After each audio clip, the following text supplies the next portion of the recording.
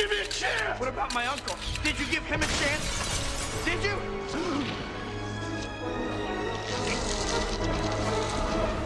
Who is Spider-Man's greatest enemy? There are plenty of obvious choices. Villains like Dr. Octopus, Green Goblin, Kraven the Hunter, and Venom usually come to mind first. But what if everyone is wrong about Spider-Man's greatest villain? What if the real answer is the one people tend to overlook?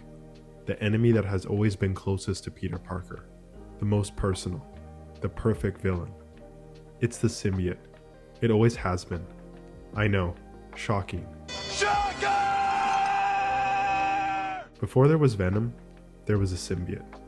It wasn't just something Peter fought, it was something he wore, something that became a part of him. It fed on the worst parts of Peter Parker. The guilt, the anger, the ego. Everything Spider-Man tries not to be is exactly what the symbiote brings out. Most adaptations of Spider-Man rush through or skip the symbiote arc entirely. You serious? Marvel's Spider-Man 2 and Spider-Man 3 are all guilty of this. Doing it right takes time, and honestly, Spectacular Spider-Man is the only adaptation that truly understands this. It shows that the symbiote is not just another villain, but something that ultimately reshapes Peter into a better Spider-Man. The symbiote arc is about Peter slowly becoming someone he doesn't want to be, and having to remember what Uncle Ben taught him again. It's not about creating Venom. It's about the cost of forgetting that with great power comes great responsibility, and realizing that the symbiote represents a power that can never be used responsibly. This is why the symbiote is Spider-Man's perfect villain. Now it's time to get nerdy.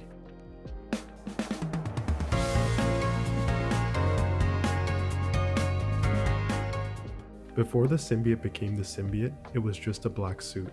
It wasn't meant to have some grand, life-changing purpose in Peter's story. Shocker! Oh shit, here we go again. In the early 1980s, Marvel held a competition for new ideas, and a Spider-Man fan named Randy Schueller submitted a concept for a new stealth costume, never expecting it to go anywhere. Marvel's editor-in-chief at the time, Jim Shooter, loved the idea, and the suit officially debuted in Secret Wars number 8, striking that now iconic pose that even made its way into Marvel Rivals decades later.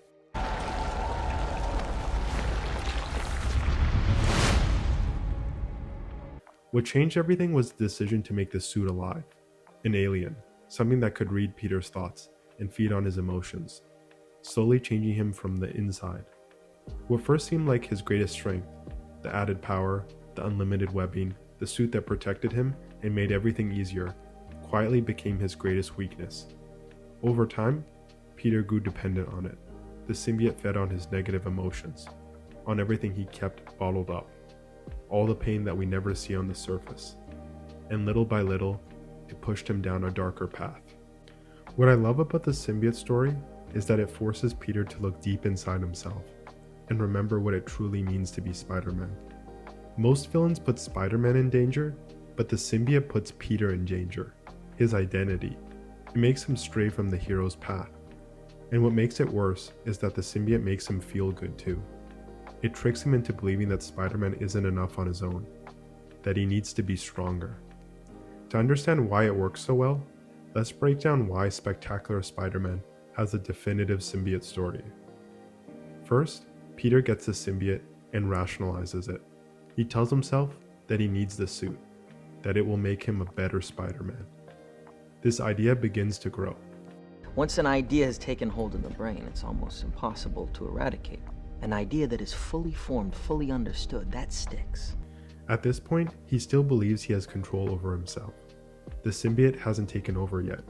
It makes his life easier, never having to change clothes, never worrying about running out of webbing. Yeah, I could get used to this. No. Second, Peter believes he needs the suit, that no one can take it away from him, because it is essential to helping people.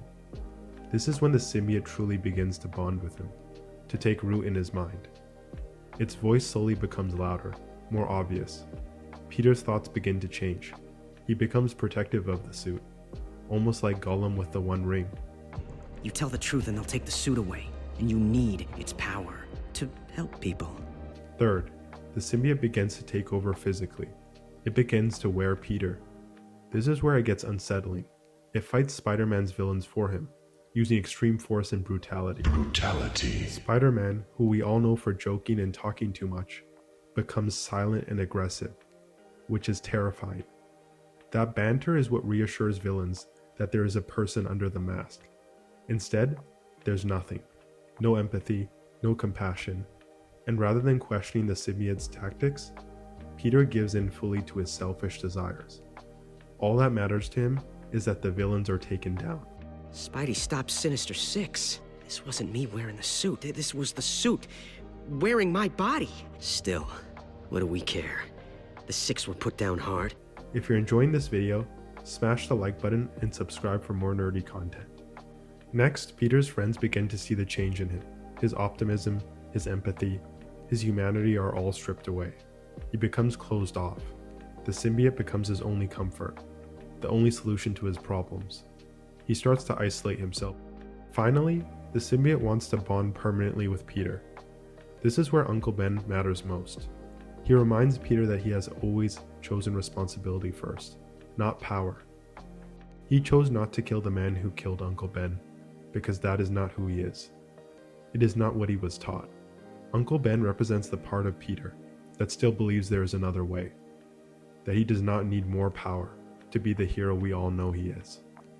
For the symbiote, its greatest weapon is guilt, reminding Peter that he couldn't save his uncle, that it was his fault, that he let the burglar get away.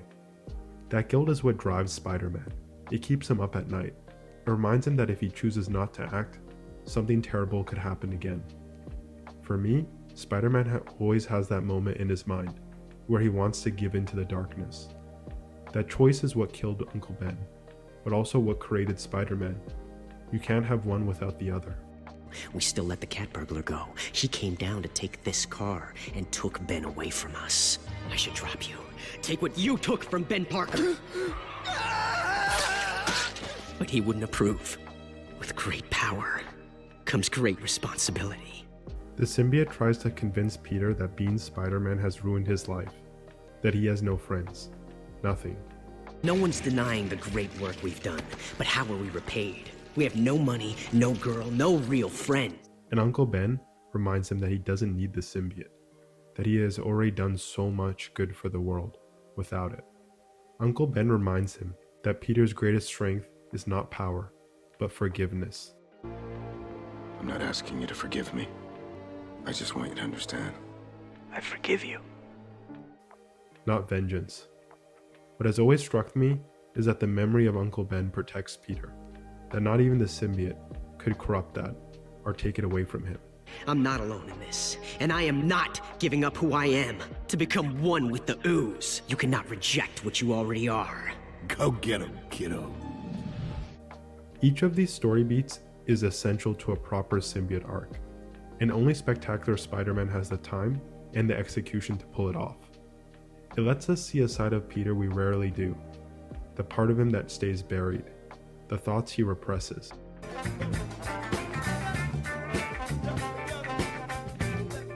For me, the symbiote arc has always represented a rebirth of Spider-Man. After being Spider-Man for a while, the symbiote makes him lose his way, and rejecting it turns him into a greater Spider-Man. We all have moments in our lives that feel dark, where we become people we don't want to be. Even Spider-Man does. But this arc shows you that you can reject the worst parts of yourself. You can get rid of your symbiote and return to being the Spider-Man we all know and love. And that's why the symbiote will always be Peter Parker's greatest villain.